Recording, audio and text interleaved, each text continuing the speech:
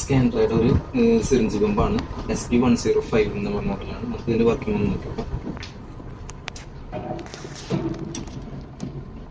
നമുക്ക് സ്കാൻഡ്രയുടെ SP105 എന്ന് പറഞ്ഞ മോഡലാണ്. സിറിഞ്ച് പമ്പാണ് വരുന്നത്.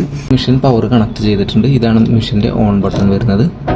ഓൺ ബട്ടൺ ഒന്ന് ഹോൾഡ് ചെയ്ത് പിടിച്ച് കഴിഞ്ഞാൽ മെഷീൻ ഓണായി. ഓണാകുമ്പോൾ തന്നെ ഇങ്ങനൊരു ഡിസ്പ്ലേ ആണ് വരുന്നത്. ഓക്കെ, ഇതിൽ ഈ ഒരു കാണിക്കുന്ന ഭാഗം നമുക്ക് ഫ്ലോ റേറ്റ് സെറ്റ് ചെയ്യാൻ വേണ്ടിയിട്ടുള്ള ഭാഗമാണ്. ഇതായിട്ട് നമുക്ക് സിറിഞ്ച് ഏതാണെന്ന് സെലക്ട് ചെയ്യാൻ വേണ്ടിയിട്ടുള്ളത്. ഇതൊക്കെ നമുക്ക് സെറ്റ് ചെയ്യാൻ വേണ്ടിയിട്ടുള്ള കീസാണ്, അപ്പ് ആൻഡ് ഡൗൺ കീസ്. ഇത് നമ്മൾ എന്ത് സെലക്ട് ചെയ്താലും ഓക്കെ എൻ്റർ കൊടുക്കാൻ വേണ്ടിയിട്ടുള്ള ബട്ടണാണിത്. ഇത് പിന്നെ ബോളസിന്റെ വോളിയം എത്രയാണെന്ന് സെറ്റ് ചെയ്യാനുള്ളത്.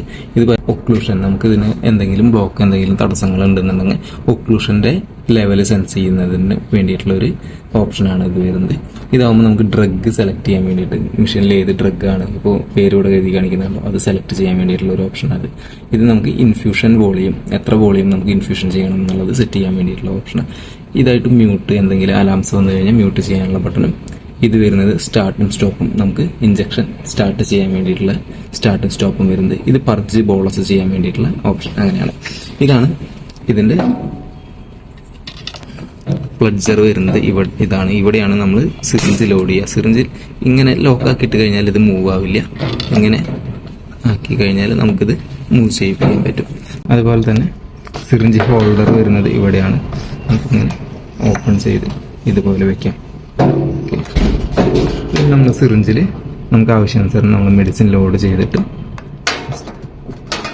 സിറിഞ്ച് ഹോൾഡർ ഓപ്പൺ ചെയ്ത് സിറിഞ്ച്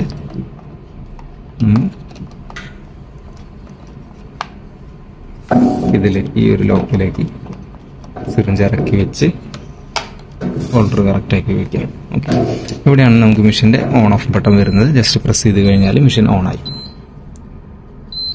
ഓണാകുമ്പോൾ തന്നെ ഇങ്ങനെയാണ് ഡിസ്പ്ലേ വരുന്നത്. ഇതെല്ലാം വരുന്നത് നമുക്ക് സെറ്റിങ്സ് ചെയ്യാൻ വേണ്ടിയിട്ടുള്ള കീസാണ്. ഇതിലാദ്യം നമുക്ക് വരുന്നത് ഫ്ലോ റേറ്റ് സെറ്റ് ചെയ്യാൻ വേണ്ടിയിട്ട് ഈ ഒരു ബട്ടൺ പ്രസ് ചെയ്ത് കഴിഞ്ഞാൽ നമുക്ക് സെറ്റ് ചെയ്യാൻ വേണ്ടി അപ്പ് ആൻഡ് ഡൗൺ കീസ് ഇവിടെ കൊടുത്തിട്ടുണ്ട്.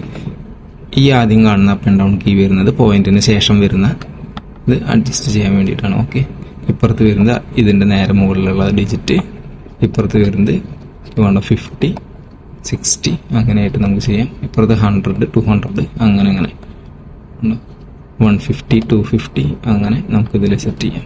ഓക്കെ, പിന്നെ നമുക്ക് ആവശ്യാനുസരണത്തിനുള്ള ഫ്ലോ റേറ്റ് സെറ്റ് ആക്കിയിട്ട് കൺഫേം ആക്കാം. ഓക്കെ കൊടുക്കുക. ഇത് നമുക്ക് സിറിഞ്ച്, ഇതിൽ ഓൾറെഡി ഇപ്പോൾ സിറിഞ്ച് സെൻസ് ചെയ്തിട്ടുണ്ട്. 50 ml സിറിഞ്ച് സെൻസ് ചെയ്തിട്ടുണ്ട് മെഷീൻ തന്നെ. ഡിസ്പോ ആണ് എടുക്കുന്നത്. നമുക്ക് ഈ ഡിസ്പോ അല്ല വേറെ ബ്രാൻഡ് ആണെന്നുണ്ടെങ്കിൽ ജസ്റ്റ് അത് നമുക്കിതിൽ ചേഞ്ച് ചെയ്യാൻ പറ്റും. ഉണ്ടോ, നമുക്ക് ഇതിൽ ഡിസ്പോ ആയതുകൊണ്ട് ഡിസ്പോ തന്നെ ഞാൻ കൊടുത്തു. ഓക്കെ കൊടുത്തു. പിന്നെ അതുപോലെ നമുക്ക് ഡ്രഗിന്റെ പേര് ഡ്രഗ് ലൈബ്രറിയിൽ തന്നെ ഉണ്ട്. അത് നമുക്ക് ചേഞ്ച് ചെയ്യണം എന്നുണ്ടെങ്കിൽ നമുക്കിതിൽ അപ്പ് ആൻഡ് ഡൗൺ കീസ് വെച്ചിട്ട് നമുക്ക് ചേഞ്ച് ചെയ്യാം. ഓക്കെ, ഞാൻ അപ്പോൾ അത് തന്നെ കൊടുത്തു. പിന്നെ ഇൻഫ്യൂഷൻ വോളിയം, നമുക്ക് എത്രത്തോളം വോളിയം ഇൻഫ്യൂഷൻ ചെയ്യണം എന്നുള്ളത് ഇവിടെ നമുക്ക് സെറ്റ് ചെയ്യാം. 50 എടുക്കുന്നു, 51, 52, അതുപോലെ നമുക്ക് 60, 70 നമുക്ക് എത്രയാണ് ആവശ്യം വെച്ചാൽ അത് സെലക്ട് ചെയ്തിട്ട് ഓക്കെ കൊടുക്കാം. ഇത് വരുന്നത് ഒക്ലൂഷൻ ലിമിറ്റ് സെറ്റ് ചെയ്യാൻ വേണ്ടിയിട്ടാണ്. ഓക്കെ, ഇത് നമുക്ക് ബോളസ് വോളിയം എത്രയാണ്, ബോളസ് കൊടുക്കുമ്പോൾ എത്ര വോളിയം പോകണം, ഡെലിവേർഡ് ആവണം എന്നുള്ളത് നമുക്ക് ഇതിൽ സെറ്റ് ചെയ്യാൻ വേണ്ടി പറ്റും. ഓക്കെ, സിറിഞ്ച് ലോഡ് ചെയ്തതിന് ശേഷം ഫ്ലോ റേറ്റ് സെറ്റ് ചെയ്തതിന് ശേഷം നമ്മൾ സ്റ്റാർട്ട് കൊടുക്കാം. ഇവിടെ സ്റ്റാർട്ട് റണ്ണ് ഇൻഡിക്കേഷൻ കാണിക്കുന്നുണ്ട്. ഡിസ്പ്ലേ ബ്ലിങ്ക് ചെയ്തുകൊണ്ടിരിക്കുകയാണ്. ഓക്കെ, അതായത് സ്റ്റാർട്ട് ചെയ്തുകൊണ്ടിരിക്കുകയാണ് മെഷീൻ. ഇൻ കേസ് നമുക്ക് ബോളസ് കൊടുക്കണം എന്നുണ്ടെങ്കിൽ ജസ്റ്റ് ബോളസ് എത്ര ml പോയി എന്നുള്ളത് ഇവിടെ കാണിക്കും. 1.2 ആണ് നമ്മൾ ബോളസ് വോളിയം എടുക്കുന്നത്. അത് അച്ചീവ് ആയി കഴിഞ്ഞാൽ ബോളസ് മാറി നോർമൽ സ്ക്രീനിലേക്ക് മാറി. ഓക്കെ, ഇത്രയാണ് ഇതിന്റെ വർക്കിംഗ് വരുന്നത്. അതുപോലെ തന്നെ മെഷീന്റെ ബാക്ക് സൈഡിലായിട്ടാണ് ഇതിന്റെ പവർ കോഡ് കണക്ട് ചെയ്യുന്നത്. സ്റ്റാൻഡിൽ കണക്ട് ചെയ്യാൻ വേണ്ടിയിട്ടുള്ള ഒരു ഹോൾഡർ കൊടുത്തിട്ടുണ്ട്.